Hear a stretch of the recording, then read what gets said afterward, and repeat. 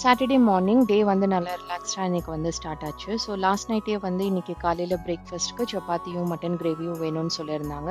காலையில் ஏர்லியராகவே வந்து husband mutton எடுத்து கொடுத்தனால சீக்கிரமாகவே வந்து கிரேவி மட்டும் ரெடி பண்ணி வச்சுட்டேன். அதுக்கப்புறம் வீட்டில் பாப்பாலாம் இன்னும் தூங்கிட்டு இருந்தான்னு சொல்லிட்டு மற்ற வேலையெல்லாம் பண்ணிட்டு இருந்தேன். இந்த துணி துவைக்க போடுறது, முன்னாடி உருளியில் வந்து பூ சேஞ்ச் பண்ணுறது, அதெல்லாம் வந்துட்டு பண்ணிட்டு இருந்தேன். அதுக்கப்புறமா தான் வந்து சப்பாத்தி மாவு பிசைய ஸ்டார்ட் பண்ணேன். நான் முன்னாடி விளாக்ஸ்லேயே சொல்லியிருப்பேன், நான் எப்போவுமே வந்து சப்பாத்திக்கு மாவு பிசையும்போது வெறும் கோதுமை மாவு மட்டும் ஆட் பண்ண மாட்டேன். அது கூட வந்து டிஃப்ரெண்ட் டைப்ஸ் ஆஃப் ஃப்ளார்ஸ் வந்து நான் ஆட் பண்ணுவேன். நான் என்ன டைப் ஆஃப் மாவெல்லாம் யூஸ் பண்ணுவேன்னு பார்த்தீங்கன்னா, ஆல்மண்ட் ஃப்ளோர், அதுக்கப்புறம் கீன்வா, ஓட்ஸ் வந்து பவுடர் பண்ணி வச்சுருக்கேன். அது ராகி மாவு, ஸ்ப்ரவுட்டட் ராகி மாவு இதெல்லாமே வந்து யூஸ் பண்ணுவேன். நீங்க ராகி மாவு யூஸ் பண்ணும்போது மட்டும் தான் வந்து நம்ம சப்பாத்தில கலரும் இல்ல டேஸ்ட்டும் கொஞ்சம் டிஃப்ரெண்ட்டா இருக்கும். மத்தபடி ஆல்மண்ட், ஓட்ஸ், கீன்வாலாம் போடும்போது சப்பாத்தி டேஸ்ட் வந்து கொஞ்சம் கூட மாறாது.